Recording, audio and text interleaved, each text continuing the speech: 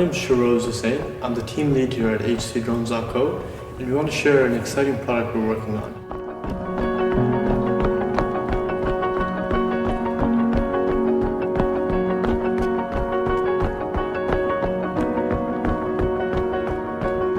Oftentimes, drones are being vehicles that fly in the air. Once they crash in water, they're done.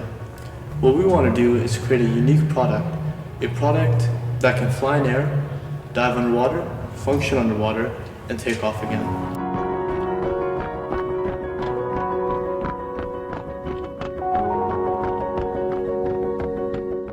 We're facing a lot of unique engineering challenges. It's something that truly excites us and is our passion, and we'd love to share this with you.